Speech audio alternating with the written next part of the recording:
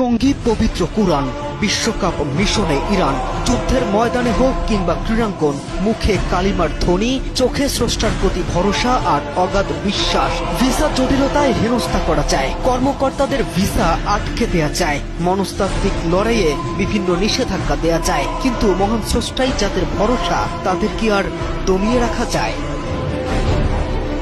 কালিমা শপথ, কোরআন জীবন পথ, পবিত্র কোরআনে চুম্বন করেই বিশ্বকাপের উদ্দেশ্যে মুসলিম বিশ্বের প্রতিনিধি হিসেবে রওনা দিয়েছে ইরান। ফুটবলারদের সবাইকে ভিসা দিলেও এখনো বেশ কিছু কর্মকর্তার ভিসা আটকে দিয়েছে মার্কিন যুক্তরাষ্ট্র। অথচ ইরানের গ্রুপ পর্বের প্রথম 3টি ম্যাচের 3টি আমেরিকার মাটিতে।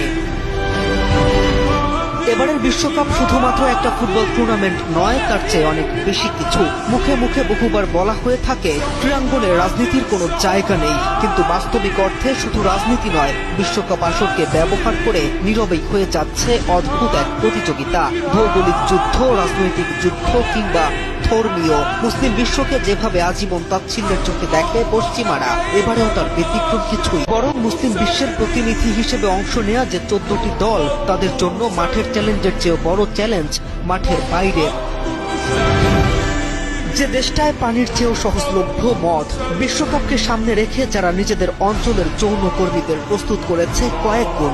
ইসলাম ধর্মীয় সংস্কৃতির সরাসরি বিপরীতে অবস্থান নেয় এমন সব কালচার যেখানে ফ্যাশন, সেখানে একজন মুসলিম হিসেবে নিজেকে নিয়ন্ত্রণে রাখা মাঠের প্রতিপক্ষের চেয়েও বেশি কঠিন।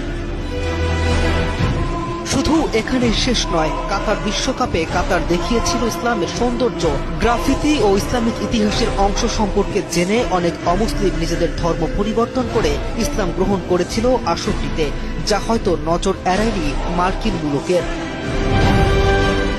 কাতার বিশ্বকাপে যাচ্ছিল তার একেবারে বিপরীত, যেখানে অশ্লীলতা, অমানবিকতা এবং নির্লজ্জতাকে এমনভাবে প্রমোট করে চলেছে আয়োজক দেশগুলো, নেটিজেনরা মনে করছেন এটা কাতার বিশ্বকাপের বিপরীতে একটা প্রতিশোধমূলক আয়োজন বটে।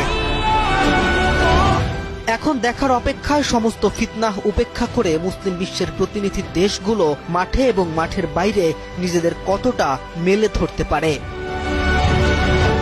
কে এম রাফিন, নিউজ 24।